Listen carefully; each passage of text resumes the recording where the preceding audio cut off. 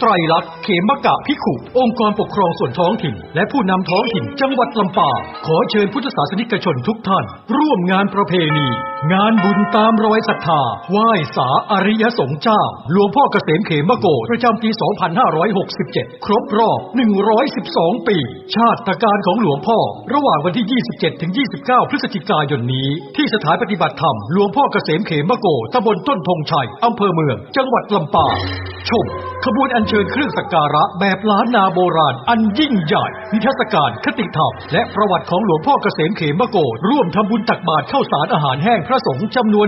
113 รูปฟังพระธรรมเทศนาและสวดพระพุทธมนต์การออกโรงทานทำวัดเย็นนั่งสมาธิเจริญจิตตภาวนาและพิธีสวดพระอภิธรรมถวายบูชาคุณเลือกซื้อสินค้าโอท็อปสินค้าท้องถิ่นสินค้าราคาประหยัดและสินค้าเกษตรอินทรีย์ติดตามรายละเอียดได้ที่เพจ Facebook ที่ทำการปกครองอำเภอเมืองลำปางแฟนเพจสอบถามเพิ่มเติมที่ทำการปกครองอำเภอเมืองลำปางโทรศัพท์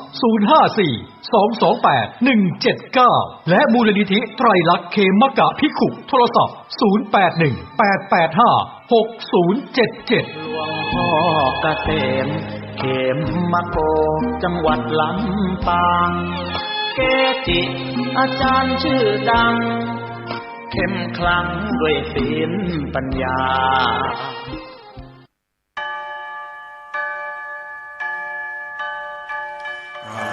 ธัมโม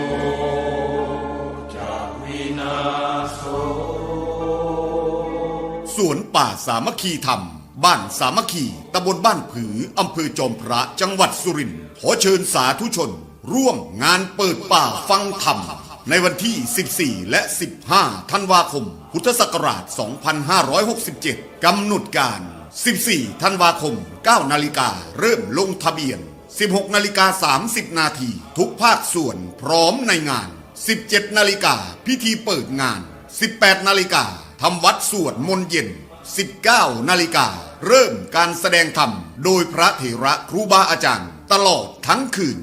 15 ธันวาคม 4 นาฬิกาทำวัดสวดมนต์เช้า 5 นาฬิกาพักทำกิจส่วนตัว 6 นาฬิกา 30 นาทีทำบุญตักบาตรพระสงฆ์สามเณร 7 นาฬิกาฉันภัตตาหารรับประทานอาหารมอบทุนการศึกษาเด็กนักเรียนเป็นอันเสร็จพิธีพระเถระที่แสดงธรรมมีดังนี้พระครูศรีธีราพรรองเจ้าคณะจังหวัดเลยพระครูบูรพาธรรมบัณฑิตวัดหนองโมงบูรพารามพระครูอุดมวรานุวัตรวัดศรีอุดมวงศ์พระครูจริยสารธรรมวัดป่าจริยธรรมพระครูประภัตรสมาธิคุณวัดป่าบ้านผือพระครูปริยัติสุทธิวงศ์วัดหัวงัวพระครูปริยัติโพธิธรรมวัดอารามมงคลพระอาจารย์ฉลัดสุจิตโตวัดถ้ำแฝดพระครูสมุนิติศาสตร์ยานิสโรวัดบ้านคูนพระมหาบุญทันปัญญาวุฒโธวัดบุญนำมาเมตตาคำจุนพระอาจารย์สอนเพชรจันทโชโตอุทยานธรรมวังวิโมกข์พระครูสมุหารปัญญาธโรวัดป่าอาเจียงพระอาจารย์สรายุทธสิริสาโรวัดท่าพระยาจักรและองค์สรพจน์สุนทรวัดธรรมปัญญารามจึงขอบอกบุญขอเชิญชวนสาธุชนร่วมเปิดป่าฟังธรรมและขอเชิญท่านผู้ใจเป็นกุศลร่วมจองเป็นเจ้าภาพภัตตาหารเจ้าภาพโรงทานเจ้าภาพน้ำดื่มน้ำปานะเจ้าภาพกันเทศบูชาธรรมเจ้าภาพอื่นๆหรือร่วมบริจาคสมทบบุญได้ตามกำลังทรัพย์ตามกำลังศรัทธาของท่านสอบถามรายละเอียดได้ที่ 094-662-6935 ผู้ใจกุศลที่อยู่แดนไกลโอนสมทบบุญได้ที่บัญชีธนาคารไทยพาณิชย์เลขที่บัญชี 114-214-9897 ชื่อบัญชีพระประหลัดณรงค์ฤทธิ์ร่วมสั่งสมบุญทานบารมีร่วมงานเปิดป่าฟังธรรมในครั้งนี้ได้บุญบารมีมหากุศลใหญ่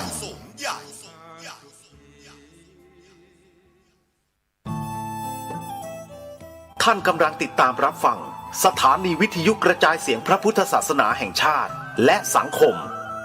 คลื่นเพื่อการศึกษาพระพุทธศาสนาและวัฒนธรรมระบบ FM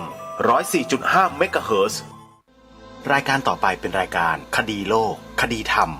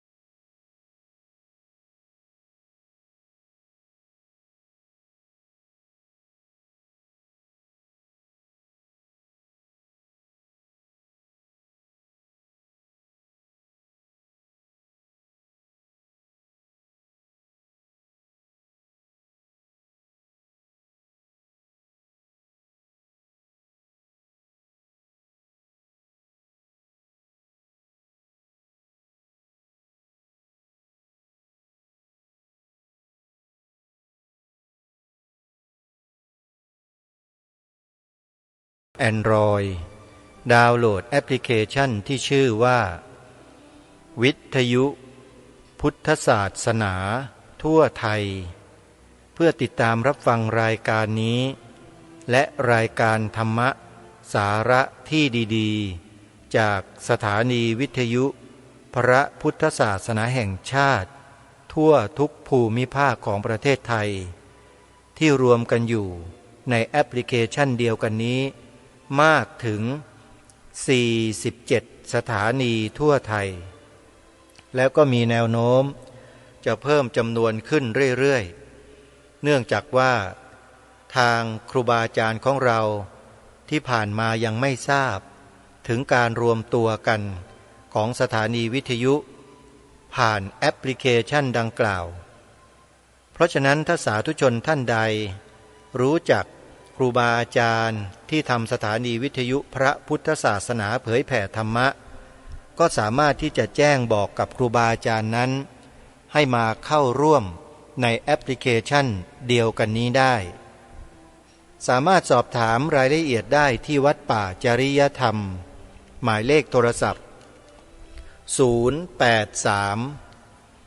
327 5700และในวันปีใหม่1 มกราคมพระพุทธศักราช 2568 ที่วัดป่าจริยธรรมตำบลนาดอกคำอำเภอนาด้วงจังหวัดเลยมีกิจกรรมพิธีเททองหล่อพระประธานที่จะประดิษฐานไว้ภายในอุโบสถของวัดป่าจริยธรรมที่กำลังก่อสร้างสาธุชนท่านใดที่จะร่วมเป็นเจ้าภาพเททองหล่อพระพุทธรูปดังกล่าวสามารถสอบถามรายละเอียดไปได้ที่วัดป่าจริยธรรมทุกวันหรือจะติดตามข้อมูลผ่านเว็บไซต์ของวัดป่าจริยธรรมก็ได้โดยเข้าไปที่ www.wadpa.net ก็สามารถเข้าไปดูรายละเอียดภายในเว็บไซต์ดังกล่าวได้ขอเชิญชวนสาธุชนร่วมบุญกันนะโยมนะปีใหม่นี้ไปร่วมเททองหล่อพระประธานประจำมหาอุโบสถวัดป่าจริยธรรมร่วมกันและอุโบสถอีกหลังหนึ่งที่รอทุกท่านมีส่วนร่วมในการเฉลิมฉลองครั้งใหญ่และเป็นครั้งแรกครั้งเดียวเท่านั้นหลังจากสร้างอุโบสถเสร็จแล้วก็จะมีการทำบุญฉลองผูกพัทธสีมาปิดทองฝังลูกนิมิตแล้ววัดนี้เนี่ยถ้าทำเสร็จในคราวเดียวก็จะเสร็จเลยจะไม่มีการทำอีกในปีต่อไปญาติโยมเพราะว่าครูบาอาจารย์ของเรานั้นเราให้ความสำคัญกับญาติโยมของเราเป็นปกติคือจะไม่รบกวนถ้าหากว่าไม่มีความจำเป็นอะไรแต่เนื่องด้วยว่าการจัดกิจกรรมในลักษณะดังกล่าว10 วัน 10 คืนฉลองอุโบสถเนี่ยจำเป็นที่จะต้องได้พุทธศาสนิกชนคนไทยเราโดยเฉพาะผู้ที่อยู่ในพื้นที่แถววัดศรีอุดมวงศ์ตำบลศรีสงครามอำเภอวังสะพุงจังหวัดเลยและญาติธรรมที่อยู่ภายในจังหวัดเลยและจังหวัดใกล้เคียงเช่นหนองบัวลำพูนาบางอำเภอของขอนแก่นบางอำเภอของเพชรบูรณ์บางอำเภอของจังหวัดอุดรธานีเหล่านี้นะฮะก็มาร่วมกิจกรรมกันได้เพราะอยู่ในละแวกที่ใกล้กันงานฉลองอุโบสถวัดศรีอุดมวงศ์จะจัดขึ้นในระหว่างวันที่18 มกราคมถึง28 มกราคมพระพุทธศักราช 2568มีแต่เลข8ทั้งนั้นเลยโยมน่าจะมานะเลข8เพราะว่าเป็นเลขมงคลเป็นเลขที่พี่น้องชาวไทยเชื้อสายจีนถือว่าเป็นมงคลสูงสุดคือเลข8และปีนี้เลข8น่าจะเป็นมงคลอย่างยิ่งเอาละสาธุชนทุกท่านนอกจากอุโบสถวัดศรีอุดมวงศ์วัดป่าจริยธรรมแล้วยังมีอีกหนึ่งอุโบสถที่รอทุกท่านร่วมเป็นเจ้าภาพจัดสร้างยังไม่แล้วเสร็จนะฮะยังไม่แล้วเสร็จนั่นก็คือ อุโบสถทรงเจดีย์พุทธคยาซึ่งประดิษฐานอยู่ที่วัดหนองกายตำบลสันป่ายางอำเภอแม่แตงจังหวัดเชียงใหม่วัดหนองกายนั้นอยู่ห่างไกลจากเมืองไปหลายกิโลถ้าหากญาติโยมสาธุชนจะร่วมบุญเนี่ยก็สามารถจดเบอร์โทรศัพท์เอาไว้แล้วสอบถามรายละเอียดเพิ่มเติมได้แต่ถ้าต้องการจะสืบค้นหาข้อมูลข่าวประชาสัมพันธ์เพื่อติดต่อขอร่วมบุญกับทางวัดหนองกายมีส่วนร่วมในการสร้างอุโบสถทรงเจดีย์พุทธคยาก็สามารถดูทางเว็บไซต์ของวัดหนองกายได้เลย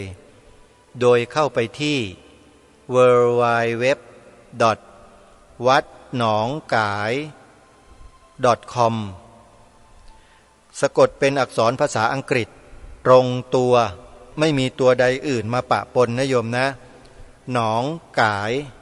วัดหนองกายก็ WATNONGGAI วัดหนองกาย .com รายละเอียดบุญต่างๆที่ทางวัดได้อาสาเป็นสะพานบุญให้กับญาติโยมมีอยู่หลายรายการเลยถ้าหากญาติโยมจะร่วมบุญก็สามารถเข้าไปดูได้และอีกบุญหนึ่งที่แนะนำที่ให้ร่วมทำบุญกับทางวัดหนองกายก็คือบุญซื้อที่ดินถวายเป็นธรณีสงฆ์โยม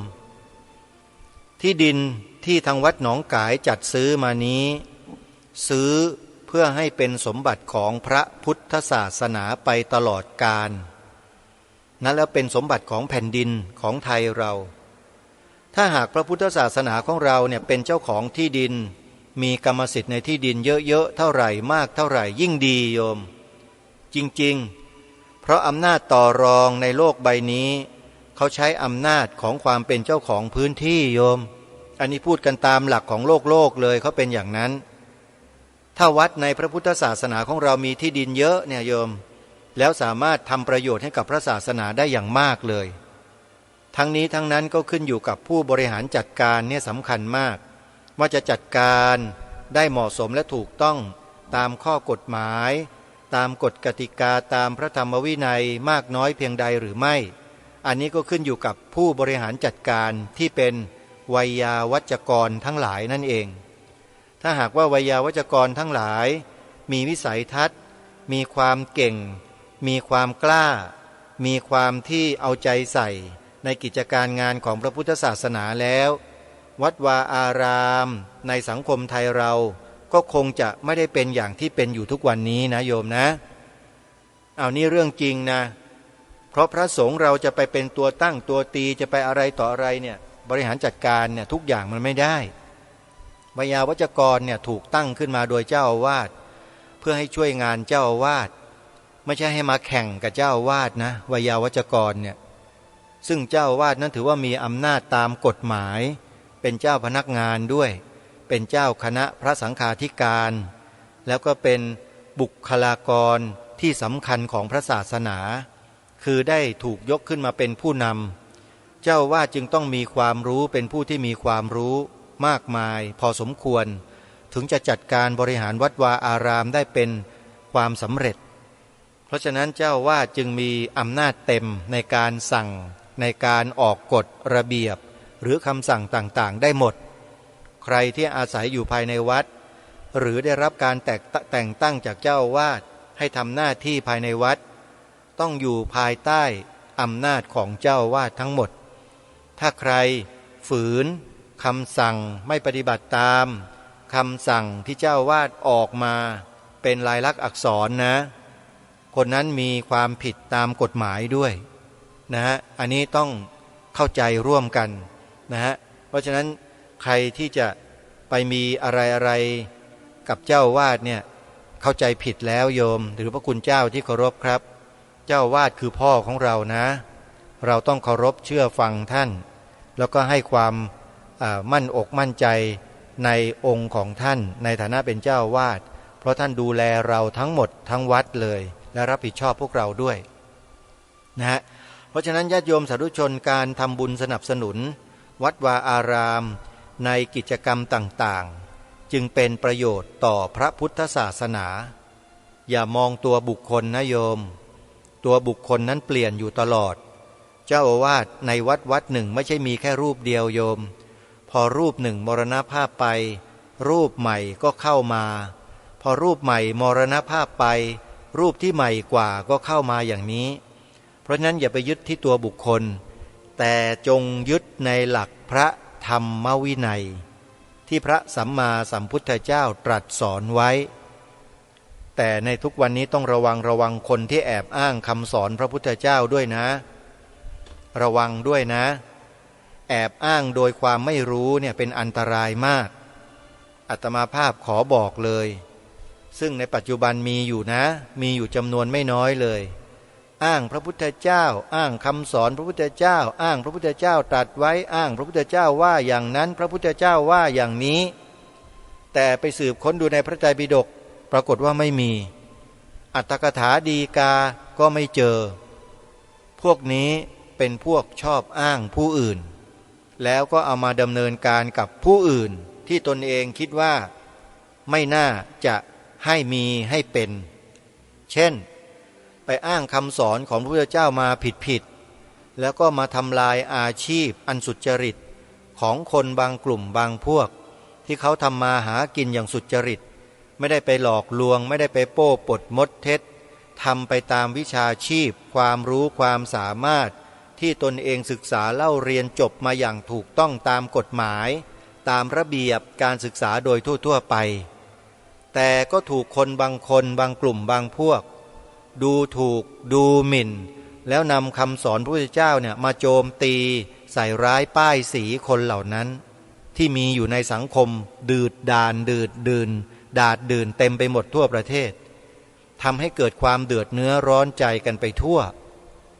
นี่คือการนำคำสอนของพระพุทธเจ้ามาใช้ในทางที่ไม่ถูกต้องฮะมาเบียดเบียนคนอื่นเขาอะอย่าทำนะโยมคนที่เขาประกอบอาชีพอย่างสุจริตไม่ได้ไปรบราฆ่าฟันใครไม่ได้ไปทำร้ายใครด่าใครหรือไปโจมตีกล่าวหาใส่ร้ายป้ายสีใครซะหน่อยเขาเหล่านี้ไม่ได้ไปสร้างความเดือดร้อนให้ใครเลยลูกค้าที่เข้าไปหาเขามีความยินยอมที่จะขอความช่วยเหลือจากเขาแล้วเขาก็ดูให้ตามหลักวิชาการที่มีสืบสารกันมาช้านานนับพันปีซึ่งก็เป็นสถิติที่เชื่อถือได้แล้วคนที่ไปดูไปให้เขาช่วยเหลือเนี่ยก็ไม่ได้เรียกร้องหรือไม่ไปฟ้องเพื่อจะเอาผิดอะไรจากคนที่เขาขอความช่วยเหลือก็คือหมอดูทั้งหลายนะโยมเขาไม่ได้ไปเอาผิดเอาอะไรเลยเพราะเขายินยอมเพราะอะไรมีความเชื่อมีความศรัทธาเป็นฐานไม่ได้ถูกโกหกไม่ได้ถูกชักจูงไม่ได้ถูกหลอกลวงแต่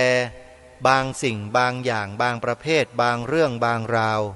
ที่ประชาชนถูกล่อลวงถูกหลอกลวงมีเยอะแยะมากมายกว่านี้ทำไมจึงไม่ไปดำเนินการกับคนพวกนั้นเล่าที่หลอกลวงประชาชนอยู่เต็มไปหมดเลยทำไมมาทำกับบุคคลเหล่านี้ที่ทำมาหากินโดยสุจริตอาตมาภาพพูดเรื่องนี้มาหลายครั้งแล้วเพื่อย้ำให้กับพวกเราได้เข้าใจร่วมกันว่าอย่าหาทำกันแบบนั้นใครเขาจะประกอบอาชีพอะไรที่ไม่เดือดร้อนใครก็ปล่อยให้เขาทำไปสิแล้วนอกจากไม่เดือดร้อนแล้วเนี่ยนะคนเหล่านั้นน่ะโยมเขายังส่งเสริมพระพุทธศาสนาด้วยส่งเสริมยังไงให้ลูกค้าเนี่ยไปแก้กรรมตนเองด้วยการไปทำบุญกับพระพุทธศาสนากับพระเจ้าพระสงฆ์เราอะเรียกไม่ง่ายพูดง่ายๆก็คือว่าไปแก้ปัญหาให้ถูกทางถูกวิธีเจ้ากรรมนายเวรเขาตามจองอยู่วิธีการแก้ก็คือไปถวายสังฆทานไปถือศีล8บวชนุ่งขาวห่มขาวไปถือศีลปฏิบัติธรรมแล้วก็ตรวจน้ำให้พรตรวจน้ำให้กับผู้ที่เป็นเจ้ากรรมนายเวรทั้งหลายเหล่านั้นแล้วก็ประสบความสำเร็จมาอย่างมากมายเยอะแยะเต็มไปหมดเลยเขาได้ผลกันทั้งนั้นน่ะ แต่อยู่ๆก็มีคนมาอ้างคำสอนของพระพุทธเจ้ามาบอกว่าพระพุทธเจ้าไม่ได้สอนไม่ได้ให้ทำอย่างนี้ทำอย่างนี้ไม่ถูกตกนรกไม่ดีเป็นบาปทำไมโง่อะไรก็ว่าเขาอย่างงู้นอย่างนี้กันท่านสาธุชนทุกท่านพระสงฆ์ในประเทศไทยเราเนี่ยไม่ว่ารูปไหนก็แล้วแต่ที่แสดงธรรมกล่าวธรรมสอนธรรมศึกษาเรียนรู้ธรรมปฏิบัติธรรมก็ดีไม่เคยไปดูหมิ่นดูแคลนนำเอาคำสอนพระเจ้าไปโจมตีใส่ร้ายป้ายสีคนที่เขาทำอาชีพอันสุจริตเหล่านี้เลยคือพวกหมอดูเนี่ยพระสงฆ์เราไม่เคยไม่มีแต่ถ้ามีก็เป็นรายบุคคลไปก็ไปเอาทัวร์ไปลงกันเองเถอะมันเป็นรายบุคคลแต่นโยบายของคณะสงฆ์ไม่มีที่จะไปเบียดเบียนใครอย่างนั้นไม่มีเลยถ้าจะมีก็เป็นเรื่องของบุคคลส่วนบุคคลที่ไปชอบตำหนิชอบว่าชอบกล่าวหาเขาแล้วก็ยกตัวเองยกคำสอนพุทธเจ้าไปถล่มใส่เขาเนี่ยไอ้อย่างเนี้ยเป็นปัจเจกกับบุคคลที่ทำกันอยู่ไม่ใช่นโยบายของสงฆ์นะหมู่สงฆ์นั้นท่านมีสติมีปัญญามีความเมตตากรุณาเป็นพื้นในการเผยแผ่ธรรมในการปฏิบัติกิจพระศาสนาเนี่ยท่านไม่เน้นเรื่องการเบียดเบียนเพราะเชื่อตามคำสอนของพระสัมมาสัมพุทธเจ้าในหลักโอวาทปาติโมกข์ไม่กล่าวร้ายไม่ทำร้ายมีขันติความอดทนไม่กระทำบาปทั้งปวงทำกุศลทั้งหลายให้ถึงพร้อมทำจิตให้ผ่องแผ้วผ่องใสนี่คือหลักที่พระสงฆ์ในสังคมไทยเราถือปฏิบัติตามหลักนี้เพราะฉะนั้นญาติโยมจะไม่เคยเห็นหมู่สงฆ์คณะสงฆ์ไม่ว่าหมู่ใดคณะใดก็แล้วแต่ไปกระทำในลักษณะดังกล่าวคือเบียดเบียนผู้อื่นทำลายวิชาชีพทำมาหากินของเขาด้วยวาจาด้วยวจีที่กล่าวออกไปไม่มีเลยโยมในนามของหมู่สงฆ์ไม่มีฮะแต่ถ้าจะมีก็มีในนามบุคคลในนามปัจเจกเท่านั้นไปเช่งกันเองเลยโยมตัวบุคคลคนไหนที่พูดอะว่าหมอดูไม่ดีดูแล้วอะไรนะเจ๊งฉิบหายพาตกนรกของปลอมไม่ถูกต้องพระพุทธเจ้าไม่ได้สอนไว้ใครที่ไปอ้างไปพูดแบบนี้โยมเช่งกันไปเองนะคณะสงฆ์ไม่เกี่ยวข้องไม่รู้ด้วยเพราะพระสงฆ์นั้นเผยแผ่ธรรมภายใต้หลักการคือเมตตากรุณาและอยู่ร่วมกันโดยสันติไม่เบียดเบียนกันด้วยกายวาจาและใจนะไม่เบียดเบียนคณะสงฆ์จึงอยู่มาได้ถึงทุกวันนี้ 2,000 กว่าปีในประเทศไทยญาติโยมเพราะเราเผยแผ่และสั่งสอนด้วยวิธีการที่ถูกต้องและเหมาะสมดีแล้วเป็นพัน2,000 ปีมาแล้วนะพระสงฆ์พากันทำมาแบบนี้โยมไม่เคยไปเบียดเบียนญาติโยมเลยมีแต่จะช่วยกันส่งเสริมอันไหนที่ไม่ถูกไม่ตรงก็แนะนำให้แนะแนวให้แล้วท่านเหล่านั้นก็เชื่อฟังแล้วก็นำไปปฏิบัติตามไม่ออกนอกลู่นอกทางซะจนเลยเถิดกู่กันไม่กลับอย่างนั้นก็ไม่เอาเหมือนกันโยมพระสงฆ์เราเนี่ยก็พิจารณาเป็นรายๆไปเป็นกลุ่มๆไปไม่ใช่ว่าเหมาโหลกันหมดไอ้นี่มันเหมาโหลหมดเลยเนี่ยเหมือนยายบางคนน่ะยายบางคนที่เที่ยวสอนธรรมคนนู้นคนนี้เขาอยู่เนี่ยกล่าวหาพระสงฆ์ทั้งประเทศที่รับเงินรับปัจจัยจากญาติโยมที่ถวายด้วยใจกรุณาเมตตาใจศรัทธาเนี่ยนะหาว่าพระสงฆ์เหล่านั้นเป็นมหาโจรโยมบุคคลคนเดียวนี่แหละแล้วก็ไปชวนเอาคนอื่นๆมากล่าวตามตัวเองแล้วก็เที่ยวพูดกันไปเรื่อยเลอะเทอะกันไปใหญ่จนทำให้พระสงฆ์เราทุกวันนี้เดือดร้อนกันไปตามๆกันเลยเพราะไปฟังไปเชื่อคนพวกนี้พวกทูตเทวทัตทุจินนะโยมไปเปิดดูในคลิปสิในชื่อนี้โยมจะเห็นพระสงฆ์รูปหนึ่งซึ่งเป็นผู้รู้จบปริญญาธรรม9 ประโยคเป็นพระที่สอนวิปัสสนากรรมฐานด้วยเป็นพระวิปัสสนาจารย์ด้วยโยมไปฟังท่านพูดถึงคนนี้สิที่กล่าวหาพระสงฆ์ไปทั่วราชอาณาจักรว่าเป็นมหาโจรเพราะเพียงแค่การรับปัจจัยที่โยมถวายเนี่ยมันสมเหตุสมผลไหมกับคำกล่าวหาที่รุนแรงสุดๆขนาดนั้นเนี่ยโยมกล่าวหาร้ายแรงมากนะเป็นมหาโจรเนี่ย แล้วพระสงฆ์รับปัจจัยจากญาติโยมนะพระสงฆ์เป็นโจรตรงไหนโยมลองพิจารณาให้อาตมาทราบหน่อยสิโจรยังไงเป็นโจรแบบไหนไปหลอกลวงโยมมาเหรอพวกอาตมาเนี่ยฮะถามจริงๆเถอะไปหลอกลวงโยมเหรอโยมมาสืบดูได้พระสงฆ์ในประเทศไทยที่ประกาศบอกบุญญาติโยมเนี่ยว่าไปสร้างโบสถ์สร้างเจดีย์สร้างศาลาบูรณะปฏิสังขรณ์ท่านทำทั้งนั้นแหละไม่ได้เอาปัจจัยโยมไปทำอะไรเลยไปทำความชั่วความเลวเนี่ยโยมไม่ต้องไปคิดเลยนะแม้แต่คิดก็ไม่ได้บาปไม่มีหรอกเพราะนั้นคนพวกนี้พยายามชักจูงให้คนไขว้เขวแล้วก็ให้เกิดความเข้าใจผิดหลงผิดอยู่ตลอดเวลาทำให้เรานั้นไม่สามารถทำนุบำรุงส่งเสริมพระพุทธศาสนาได้อย่างต่อเนื่องเพราะไปหลงเชื่อคารมคมคายของคนพวกนี้เข้าก็เลยไม่อุปถัมภ์ส่งเสริมพระภิกษุสงฆ์ที่ทำงานทำหน้าที่แล้วพระศาสนาจะเดินไปข้างหน้าได้ไหมล่ะโยมพระสงฆ์จะนำเอากำลังที่ไหนล่ะไปขับเคลื่อนพลังแห่งความดีทั้งหลายทั้งปวงที่กระทำกันอยู่ได้เดินทางก็ต้องใช้ปัจจัยอยู่วัดวาอารามเมื่อไรก็ต้องเสียค่าไฟค่าน้ำเลี้ยงดูบิดามารดาก็ต้องหาเงินหาปัจจัยที่ญาติโยมถวายนั้นส่งไปให้เลี้ยงดูพ่อแม่ตัวเองให้มันกับทันยุคทันสมัยในปัจจุบันไม่ใช่ไปบิณฑบาตแล้วก็เดินทางไปจังหวัดในจังหวัดที่ท่านอยู่อาศัยนะอยู่กรุงเทพบิณฑบาตนำอาหารบิณฑบาตเดินทางขึ้นรถบัสไปรถทัวร์ไปหรือรถไฟไปนำอาหารบิณฑบาตไปให้พ่อแม่แต่เช้านะถึงนู่นก็ค่ำแล้วก็นั่งรถไฟกลับมาบิณฑบาตใหม่อย่างนั้นเหรอโยมคนพวกนี้พูดอะไรไม่คิดเนี่ยฮะในยุคปัจจุบันมันไม่ใช่อย่างนั้นโยมเพราะฉะนั้นต้องเข้าใจบริบทของสังคมความเป็นไปของสังคมในยุคปัจจุบันนี้ด้วย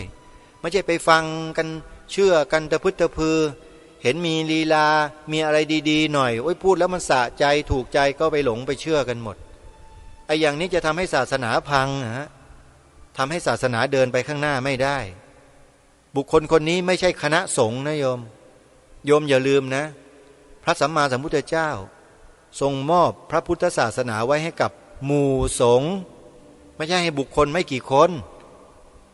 คำว่าหมู่สงฆ์นะโยมลองพิจารณากันดูซิว่าคืออะไรหมู่สงฆ์โยมแล้วพวกคฤหัสถ์ทั้งหลายทั้งปวงมาทำสังฆกรรมขึ้นไหมมานั่งสวดยัตติจตุถกรรมวาจาตติยกรรมวาจาทุติยกรรมวาจาเนี่ยพวกคฤหัสถ์ทำได้ไหมโยมนะอัปโลกต่างๆอัปโลกนกรรมต่างๆทำได้ไหมมันทำไม่ได้เพราะฉะนั้นสงฆ์เนี่ยเป็นใหญ่โยมคำว่าสงฆ์เนี่ยมีคนบางคนนะตีรวนบอกว่าสงฆ์ก็คือคฤหัสถ์ด้วยแม่อาตมาถ้าเป็นคนที่ญาติโยมอนุญาตเนี่ยอาตมาก็คงจะพูดอะไรได้แรงกว่านี้แหละโยมแต่อาตมาไม่พูดหรอกเพราะว่าเชื่อญาติโยมเราว่าให้เบาๆหน่อยเดี๋ยวนี้เบาลงเยอะแล้วโยมอาตมาภาพเนี่ยรู้แล้วเข้าใจแล้วว่าเป็นพระเป็นสงฆ์เราเนี่ยจะต้องกล่าววาจาให้มันพอเหมาะพอควรเนี่ยอย่างวันนี้ก็กล่าวพอเหมาะพอควรนะไม่มีคำสบถไม่มีคำหยาบออกมานะโยมมีแต่หลักมีแต่การมีแต่เหตุมีแต่ผลแต่เสียงอาจจะดังไปนิดนึงก็เป็นอุปนิสัยดั้งเดิมของอาตมาภาพเวลาพูดจาอะไรก็ต้องหนักแน่นต้องมั่นคงเชื่อมั่นในตัวเองนะในหลักการนั้นจะไม่บิดไม่พลิ้วโยมเพราะฉะนั้นใครก็ตามที่มาสร้างกระแสที่กำลังปั่นสังคมอยู่ในปัจจุบันไม่ให้ช่วยเหลือสนับสนุนส่งเสริมพระสงฆ์ด้วยการถวายปัจจัยท่านเหมือนดั่งที่เคยเป็นมานมนานเป็นร้อยปีมาแล้วโยมที่พากันทำมาเช่นนี้แล้วการวิธีการถวายปัจจัยพระสงฆ์เนี่ยรู้ไหมโยมรู้ไหมใครเป็นผู้ริเริ่มใครเป็นผู้ริเริ่มโยมรู้หรือเปล่าพระมหากษัตริย์โยมทรงถวายปัจจัยแด่พระสงฆ์รูปนั้นๆที่ทรงใช้ชื่อว่านิตยพัฒน์โยมคือเงินเดือนนั่นแหละถวายเจ้าคณะพระสังฆาธิการที่ดูแลกิจการพระศาสนาเป็นมาแต่โบราณการมาแล้วโยมพระมหากษัตริย์ทรงถือปฏิบัติเช่นนั้นแล้วชาวพุทธบริษัทญาติโยมเราก็ถือปฏิบัติตามราชสำนักเช่นนั้นเรื่อยมา จนกระทั่งถึงปัจจุบันนี้นะแล้วอยู่ๆคนพวกนี้มันโผล่มาจากที่ไหนกันนะ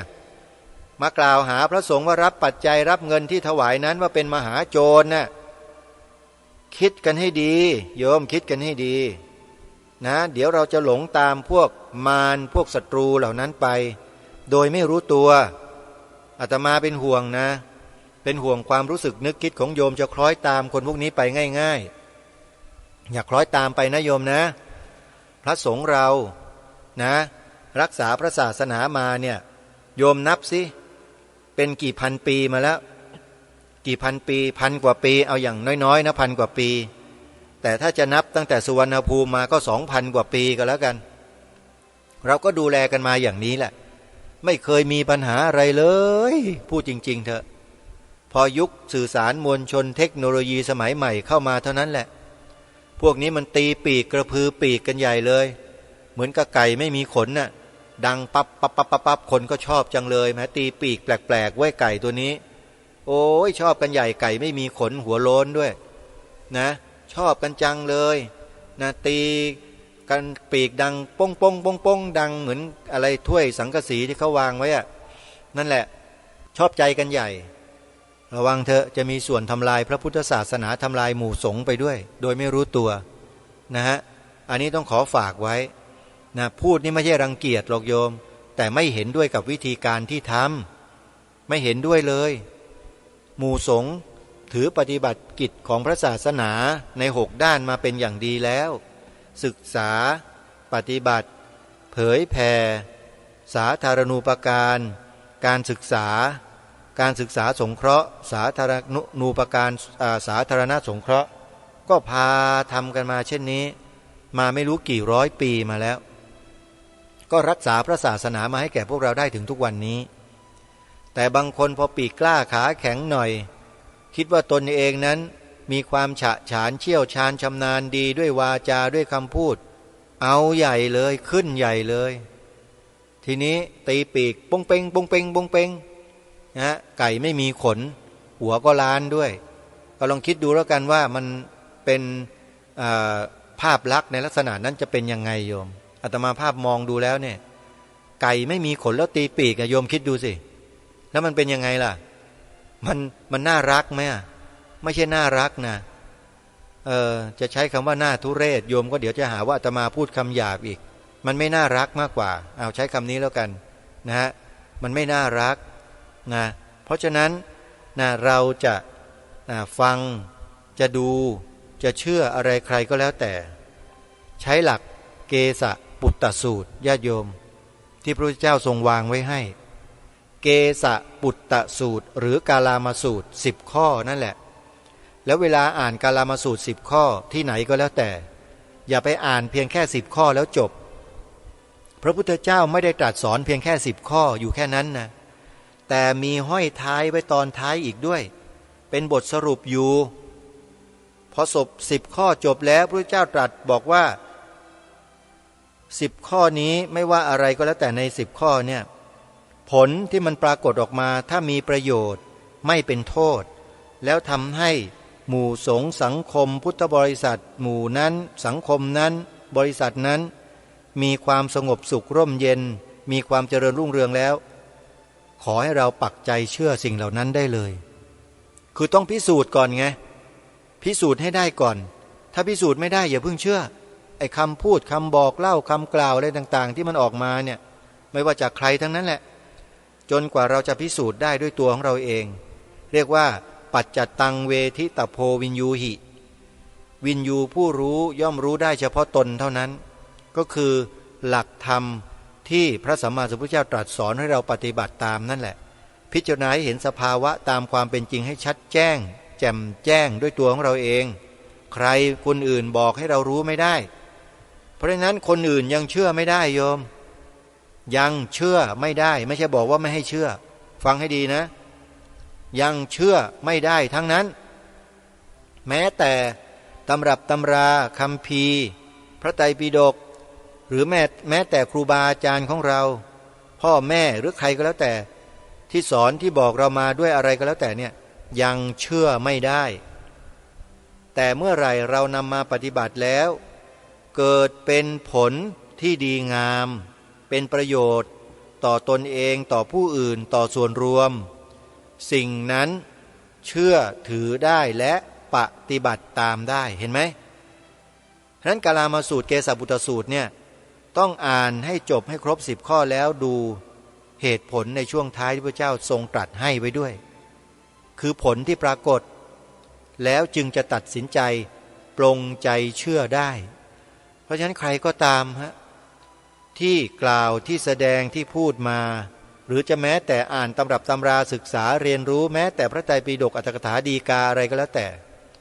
ถ้ายังพิสูจน์ไม่ได้อย่างแน่ชัดว่ามีประโยชน์ไม่เป็นโทษและมีคุณอนันต์สามารถทำให้เราพ้นทุกข์ได้จริงถ้ายังพิสูจน์ไม่ได้อย่าพึ่งเชื่อต้องพิสูจน์ตามคำสอนนั้นก่อนถามทุกท่านว่าเคยนำไปปฏิบัติขัดเกลาจิตตัวเองในการเจริญภาวนากันหรือยัง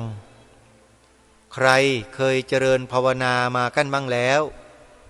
หรือใครยังไม่เคยเจริญภาวนามาก่อนนั่นแหละคือวิธีการที่จะบอกว่าจะเชื่อได้หรือไม่ได้ต้องผ่านกระบวนการเจริญภาวนามาก่อนหรือถ้าพูดในหลักวิชาการก็คือวิปัสสนาธุระสมถะวิปัสสนาทั้งสองส่วนนี้อยู่คู่กันไม่ได้แยกจากกันนะโยมใครที่ชอบไปแยกสมถะอย่างหนึ่งวิปัสสนาอย่างหนึ่งบอกว่าบางคนก็บอกว่าคนที่ปฏิบัติวิปัสสนาล้วนๆนะผิดไม่มีสมถะอ้าวรู้ได้ไงว่าไม่มีสมถะนะรู้ได้ยังไงมีแต่มีไม่ถึงขั้นฌานครับเป็นแค่ขณิกะสมาธิใช่สมถะไหมครับสมถะหรือสมาธิมี3ขั้นนะท่านใครบอกว่าเจริญวิปัสสนากรรมฐานแล้วไม่มีสมถะข้ามสมถะไม่จริงครับบางท่านที่เจริญวิปัสสนาธุระภาวนาไปจิตดิ่งไปเป็นสมาธิเป็นปฐมฌานทุติยฌานตติยฌานจตุตฌานก็มีทำไมจะไม่มีเล่าท่านก็ได้บางท่านบางรูปบางองค์บางคนนะได้ครับแต่ที่ไม่ได้เลยไม่มีครับอย่างน้อยขณิกะสมาธิต้องมีครับเพียงแค่กำหนดลมหายใจเข้าออกแล้วตามให้ทันจิตเป็นสมาธิอยู่ชั่วขณะนั่นแหละเรียกว่าสมถะขั้นขณิกะสมาธิและใครที่บอกว่าผู้เจริญสมถะเจริญฌานเจริญสมาธิเพ่งกสงกสินแล้วบอกว่าไม่มีวิปัสสนาอันนี้ก็ผิดเหมือนกันนะครับผิดครับมีครับท่านเจริญสติของท่านอยู่เรียกว่าสติปัฏฐานมีครับแล้วท่านเหล่านั้นก็ไม่ได้หลงทิศหลงทางด้วยท่านก็ไปได้ถูกแล้วก็กลับมานำวิปัสสนาญาณเนี่ยมาพิจารณาโดยลำดับได้เหมือนกันโดยอาศัยสมถะสมาธิเป็นบาดฐานเห็นไหมฮะเพราะฉะนั้นอย่าไปว่ากันเลยครับว่าสมถะว่าวิปัสสนาอย่าไปแยกท่านทั้งสองส่วนเนี่ยไปด้วยกันตลอดแต่ใครจะเข้มข้นในส่วนไหนมากกว่ากันก็เท่านั้นเองอย่าไปทะเลาะกันไปว่ากันอยู่ทำไมเสียเวลาประพฤติวัดปฏิบัติธรรมกันทั้งนั้นเลยมัวแต่ไปถกไปเถียงกันอยู่นั่นแหละอันนี้ต้องขอฝากพวกเราเลยนะชาวพุทธทุกท่านทุกคนว่าอย่าไปแยกสมถะกับวิปัสสนานั้นอยู่คู่กันเวลาเจริญวิปัสสนาก็มีสมถะเวลาเจริญสมถะก็มีวิปัสสนาไม่ใช่ไม่มีไปปฏิบัติแล้วจะรู้ส่วนคนที่เชี่ยวพูดบอกว่านู่นนี่เนี่ยไอ้พวกนี้ไม่ค่อยปฏิบัติเท่าไหร่หรอกหรือปฏิบัติก็ปฏิบัติผิดฮะถ้าคนปฏิบัติได้ถูกต้องตรงตามหลักที่พระพุทธเจ้าตรัสสอนจะไม่มาทะเลาะกันในเรื่องนี้เลยวิปัสสนาผิดโอ้สมถะก็ผิดคำนี้จะไม่หลุดออกมาจากปากไม่มีอันไหนผิดครับพระพุทธเจ้าตรัสสอนให้เจริญทั้งนั้นเลยทั้งสมถะและวิปัสสนา เพราะฉะนั้นตั้งแต่บัดนี้เป็นต้นไปท่านผู้ฟังเลิกว่ากันอย่าว่ากันอีกนะมันจะเป็นการบั่นทอนซึ่งกันและกันไม่ดีอย่าทำตัวเป็นงูกินหางตัวเองอ่ะนั่นน่ะมันดีไหมล่ะครับงูกินหางตัวเองมันก็กินมันกระทั่งถึงคอตัวเองแล้วก็ตายไปในที่สุดตัวเองก็ทำตัวเองกันทั้งนั้นเพราะฉะนั้นช่วยกันส่งเสริมครับส่งเสริมสนับสนุนสมถะและวิปัสสนาส่งเสริมสนับสนุนคันธทุระด้วยคันธทุระการศึกษาเล่าเรียนการท่องบนจดจำศัพท์แสงต่างๆในพระบาลีและมีความเข้าใจสามารถแปลได้อธิบายได้ขยายความได้อุปมาอุปไมยให้กับญาติโยมพุทธบริษัทหรือผู้อื่นฟังแล้วเกิดความรู้ความเข้าใจได้อันนี้เป็นประโยชน์อย่างยิ่งครูบาอาจารย์ที่ท่านเรียนปริยัติธรรมแล้วท่านมีความรู้ความสามารถแตกฉานเนี่ยโยมแสดงธรรมได้ดีมากแสดงธรรมไปโดยลำดับอ้างอิงพระไตรปิฎกอ้างอิงพระสูตรอ้างอิงพระวินัยอ้างอิงพระอภิธรรมได้อย่างถูกต้องตรงตามสภาวะความเป็นจริงตามหลักเหตุและผลแล้วท่านจะผิดได้ยังไงเล่าท่านไม่ผิดก็เรียนมาอย่างถูกต้องสอนถูกต้องตามหลักเหตุหลักผลตามลำดับตั้งแต่เบื้องต้นท่ามกลางที่สุดสอนให้ครบถ้วนกระบวนความหมดแต่ผู้ที่ไม่ได้ศึกษาพระปริยัติธรรมนี่แหละน่ากลัวไม่ได้เรียนไม่ได้เขียนไม่ได้อ่านไม่ได้ท่องบนเหมือนกับพระเจ้าพระสงฆ์เราเนี่ยอันเนี้ยอันตรายไปเรียนแต่คัมภีร์บางสิ่งบางอย่างโดยไม่ครอบคลุมเรียนเช่นเรียนแต่พระอภิธรรมอย่างเดียวแล้วก็มาโจมตีผู้ที่เรียนพระสูตรพระวินัยมากล่าวพระสูตรกล่าวพระวินัยก็มาโจมตีกันคนที่เรียนธรรมะของพระสัมมาสัมพุทธเจ้าไม่ว่าจะสูตรไหนไม่ว่าจะปิฎกใดจะไม่มีการโจมตีกันไม่มีการถกเถียงกันเลยทำไมล่ะก็เพราะเข้าใจได้อย่างถูกต้องสิเข้าใจได้อย่างถูกต้องแล้วจะไม่ทะเลาะกันจะไม่เถียงกันเลยฮะเพราะในพระไตรปิฎกทั้ง3ปิฎกพระวินัยพระสูตรพระอภิธรรมนั้นธรรมะในแต่ละสูตรแต่ละอะไรต่างๆเนี่ยสอดรับกันหมดเลยไม่มีขัดแย้งขอบอกนะว่าไม่มีขัดแย้งกันนะโยมนะเพราะฉะนั้นใครก็ตามที่นำเอาหลักธรรมคำสอนของพระสัมมาสัมพุทธเจ้าไปทำให้เกิดความขัดแย้งในข้อธรรมะของพระสัมมาสัมพุทธเจ้า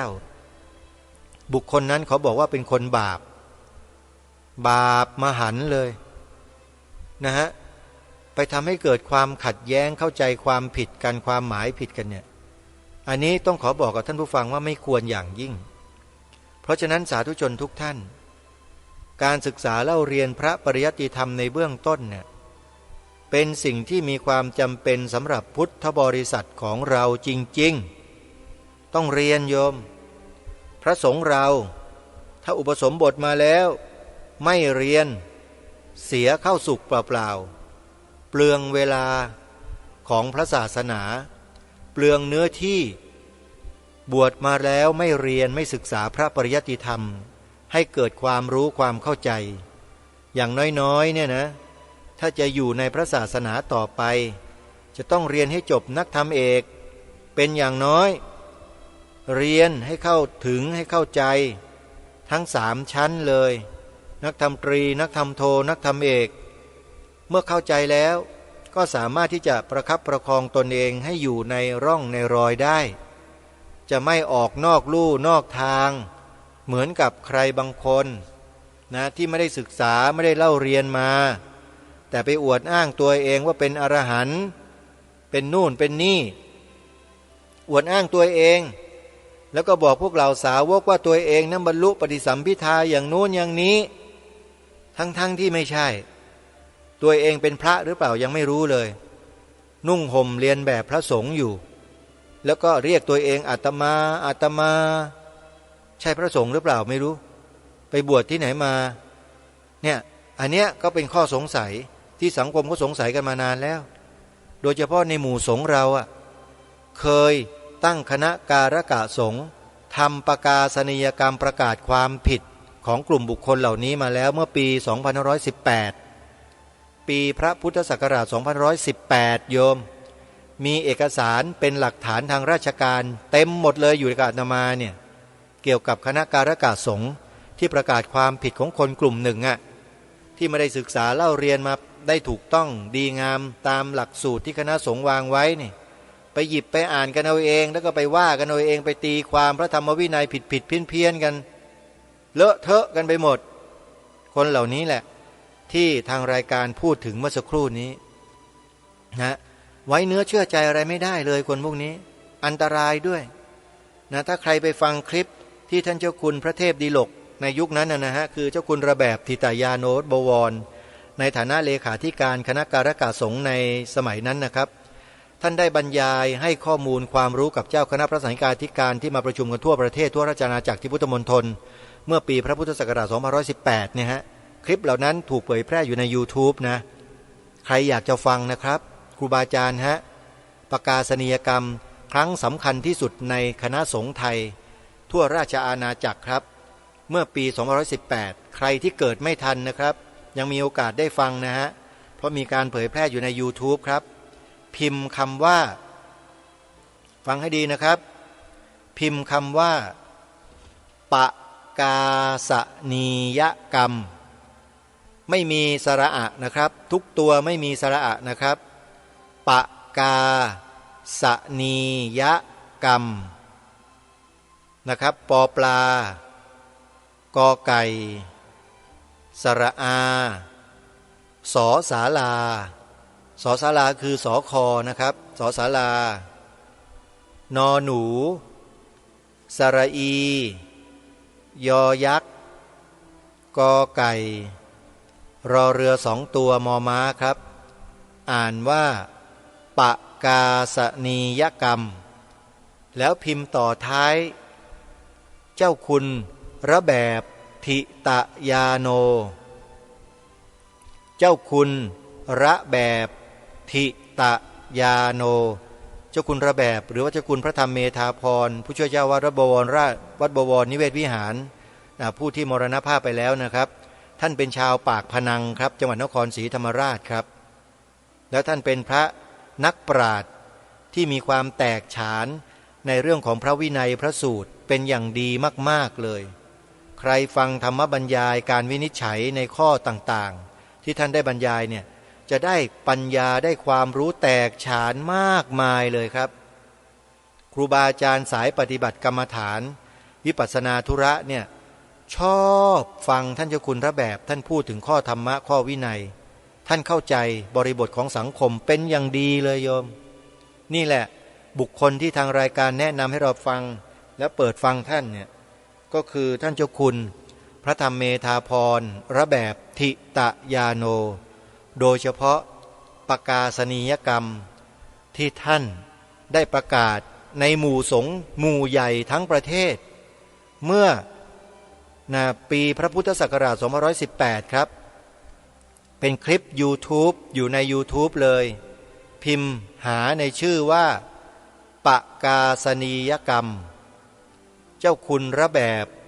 ทิตยาโนทอฐานสระอินะครับทิตะตอเต่าทิตยาโนเป็นฉายาของท่านพิมพ์ชื่อนี้ใส่ไปด้วยนะครับจึงจะเจอคลิปนะครับเพราะว่าฝ่ายตรงข้ามเนี่ยพยายามใช้วิธีการที่เล่ห์เหลี่ยมในการหักเหตัวไฟล์ YouTube นะครับโดยใส่ชื่อเดียวกันแล้วก็ใช้วิธีการยังไงก็ไม่รู้แหละเวลาเราพิมพ์คำว่าประกาศนียกรรมไปอย่างเดียวเนี่ยมันจะไปขึ้นของคนพวกนี้แหละคนที่ถูกประกาศความผิดนี่แหละครับจะขึ้นมาให้เราเห็นเลยไม่ต้องไปฟังไม่ต้องไปดูแล้วครับถ้าเรายังมีความรู้ความเข้าใจไม่เพียงพออย่าไปดูคนพวกนี้นะเดี๋ยวจะหลงเชื่อนะครับผมบอกไว้ก่อนนะฮะอย่าประเมินตัวเราเองสูงเกินไปนะครับกับคนพวกนี้เนี่ยเราอย่าคิดว่าเราแน่กว่าเขานะคนพวกนี้ถ้าเราไม่แน่จริงเนี่ยเอาชนะเขาไม่ได้ในเรื่องของข้อมูลเหตุผลเนี่ยผมบอกได้เลยถ้าไม่ได้ศึกษามาเป็นอย่างดีนะครับพอสมควรเนี่ยจะหลงเชื่อคนพวกนี้ไปง่ายๆเลยแต่โชคดี พระสงฆ์ในประเทศไทยของเราจำนวนมากมายกว่า90 กว่า%ครับไม่หลงเชื่อคนพวกนี้ครับจะมีแต่พวกปลาซิวปลาสร้อยปลานิดปลาน้อยปลาหน่อยปลาอะไรพวกเนี้ยนะไปติดข่ายเขาที่เขาใช้ตาข่ายในการดึงในการหลอกล่อด้วยวิธีการกลเม็ดเด็ดพลายก็ไปหลงอยู่กับเขาก็มีแต่ส่วนน้อยครับหมู่สงฆ์ไม่เสียหายครับนะฮะหรือแม้แต่เรื่องอื่นๆใดก็แล้วแต่ที่กำลังเป็นข่าวเป็นคราวอยู่เนี่ยเป็นเพียงแค่ปัจเจกกับบุคคลเท่านั้นไม่ใช่นโยบายของพระสงฆ์นะครับหมู่สงฆ์ไม่มีนโยบายให้พระเราไปปีนต้นไม้ปีนเสาที่ไหนไม่มีนะครับเพราะฉะนั้นอย่ามากล่าวอ้างหมู่สงฆ์ว่ากระทำการผิดอย่างนู้นอย่างนี้ใครมากล่าวหาหมู่สงฆ์เป็นบาปมหันต์นะครับหมู่สงฆ์หมู่ใหญ่นี่ถือว่าเป็นหมู่สงฆ์ที่มีคุณูปการต่อแผ่นดินต่อประเทศชาติบ้านเมืองถ้ามากล่าวหาเหมาโหลหมู่สงฆ์คนนั้นบาปมหันต์นะครับปากเบี้ยวปากบูดปากเน่าปากเหม็นในอนาคตข้างหน้าเพราะกระทำบาปด้วยวาจาด้วยปากกล่าวหาหมู่สงฆ์เพราะเพียงแค่เห็นบุคคลเพียงแค่คนเดียวกระทำการอย่างนั้นอย่างนี้แล้วมีสัญลักษณ์เหมือนกับพระสงฆ์เรานี่แหละแล้วก็มากล่าวโจมตีหมู่สงฆ์เนี่ยพวกนี้บาปกรรมวจีกรรมบาปมากๆทางรายการจึงให้ฉายาพวกนี้ว่าสื่อแมลงวันไงใครไปฟังมากๆเข้าก็ติดเชื้อในกระแสจิตเท่านั้นแหละแล้วก็มาโจมตีพวกเดียวกันเองเกลียดพวกเดียวกันเองทำร้ายพวกเดียวกันเองเห็นไหมเกิดขึ้นแล้วเห็นหรือยังเพราะสื่อไงสื่อไปประโคมไปโหมไปชี้นำคนในสังคมก็เลยเกิดความรังเกียจเพราะสื่อนำเสนอในทางที่ให้เกิดความรังเกียจและเมื่อรังเกียจก็มีคนแสดงออกถึงความรังเกียจนั้นแสดงออกมายังไงใช้ซุปเปอร์คิกครับกระโดดถีบฮะขออภัยที่ใช้วาจาตรงๆโยมก็เป็นข่าวในสื่ออยู่แล้วทุกคนก็เห็นภาพช่อง8เขาออกให้เห็นเลยอาตมาก็บันทึกคลิปไปเรียบร้อยแล้วเป็นหลักฐานว่ามีการกระทำการอย่างนี้กับพระภิกษุสงฆ์ในเมืองไทยของเราอุกอาจต่อหน้าสาธารณะนะฮะและจะเกิดเหตุการณ์เช่นนี้อีกขึ้นหรือไม่อย่างไรและถ้าเกิดขึ้นแล้วจะทำอย่างไรญาติโยมนั่นตรงนี้แหละไม่ใช่หมายถึงว่าเราจะต้องกลัวนะคนที่มีความรู้ความเข้าใจในหลักธรรมคำสอนของพระสัมมาสัมพุทธเจ้าอยู่ในระดับหนึ่งแล้วเนี่ยเขาไม่กลัวอะไรนะไม่กลัวนะครับขอบอกว่าไม่กลัวนะฮะไม่กลัวนี่ไม่ใช่หมายความว่าเป็นความกล้าบ้าบิ่นไม่ใช่แต่มีปัญญาคิดพิจารณาว่าอะไรเหมาะอะไรควรอะไรไม่ควรอะไรเป็นอย่างไรนี่ใช้ปัญญาคิดไม่ใช่ไปใช้ความกลัวคิดนะครับถ้าความกลัวมันคิดไม่ออกคิดไม่เป็นตัวสั่นปากกล้าขาสั่นครับไอ้นั้นน่ะไม่ใช่ปัญญาคำว่าปัญญานี่คือความแกล้วกล้าอาจหาญด้วยเหตุด้วยผลไม่ใช่ด้วยความขี้ขลาดตาขาวความกลัวความสั่นไอ้อย่างนั้นมันทำอะไรไม่ได้หรอกครับไร้ประโยชน์ความกลัวเนี่ยอย่าให้มีในหมู่พุทธบริษัทของเรานะความกลัวนะครับขอให้เรากล้าในสิ่งที่ถูกที่เหมาะที่สมที่ถูกต้องที่ควรกล้าก็ไปเถอะอะไรที่ไม่ถูกต้องไม่เหมาะไม่สมไม่ควรอย่าไปกล้าสิ่งเหล่านั้นไม่ดีนั้นจงกล้าในสิ่งที่ดีสิ่งที่ถูกต้องร่วมกันท่านสาธุชนทั้งหลายไปมาวันนี้ก็ไม่ได้ปรารภเนื้อหาสาระที่เป็นประโยชน์อะไรมากมายกับญาติโยมสักเท่าไรเลยจริงๆตั้งเนื้อหาไว้แล้วกะว่าจะพูดถึงเรื่องราวในหนังสือพุทธศาสนสุวรรณภูมิปกรณ์ต่อแต่เวลาก็หมดลงซะแล้วญาติโยมไว้พบกันใหม่ในวันพรุ่งนี้แล้วกันวันนี้เวลาของรายการหมดลงแล้วต้องขอสมมุติยุติไว้แต่เพียงเท่านี้ขอความสุขสวัสดีในธรรมแห่งองค์สมเด็จพระบรมศาสดาสัมมาสัมพุทธเจ้าจงปรากฏเกิดมีขึ้นในจิตใจของท่านผู้ฟังทุกท่านทุกคนเทินขอเจริญพรกล้าคิด